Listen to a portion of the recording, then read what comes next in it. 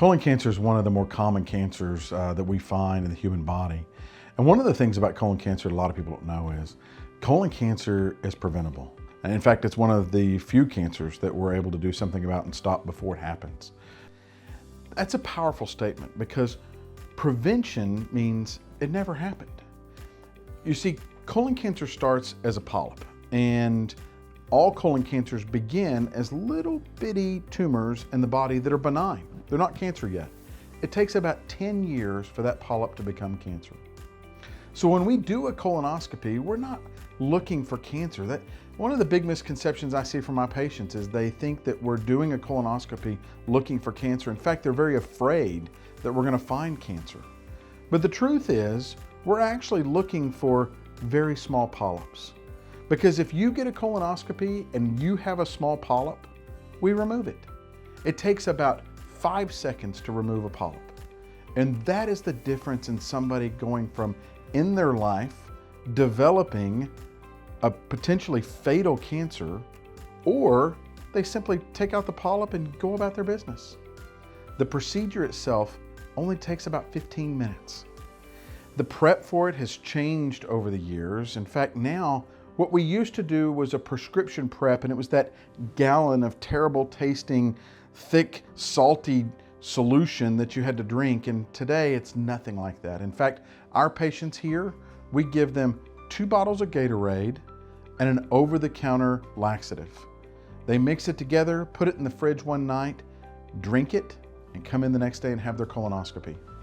On a good day, I can get most patients out of the hospital from start to stop in under an hour. And here's the best part. That colonoscopy is good for 10 years in most people.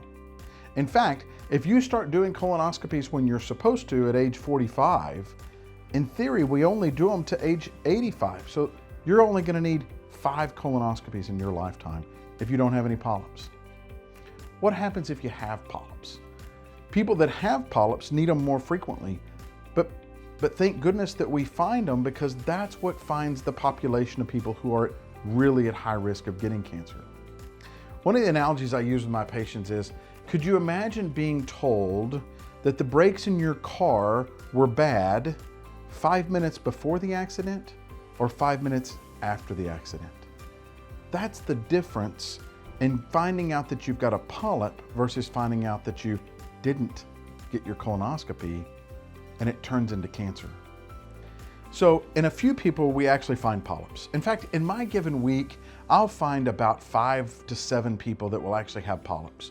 We know those people tend to be polyp makers. I don't pretend to understand why, but we know that they're more likely to get another polyp. And as we talked about it, if we do our colonoscopies in time, we catch the polyps. So we want to be really careful in that population, and we might move their next colonoscopy to 5 years. In some patients that have really big polyps or polyps that are far along the advanced pathway, we might do it as early as 2 years. But don't let that deter you from getting your first colonoscopy, because a person that stays on the proper colonoscopy pathway most of the time has those polyps removed when they're very small. There's an interesting statistic I want to tell you about. In 2000, they conducted a study and they looked at how many patients are dying from colon cancer. And they launched this big effort to get everyone to get colonoscopies. Now, this is powerful information, but we saw the incidence of colon cancer drop by 1/2 in that 10-year period. There's no other cancer in the body that we've seen a drop by that level of its incidence. It is the pathway with which we think, if we stay on top of this, that we will get colon cancer down to a very, very small number.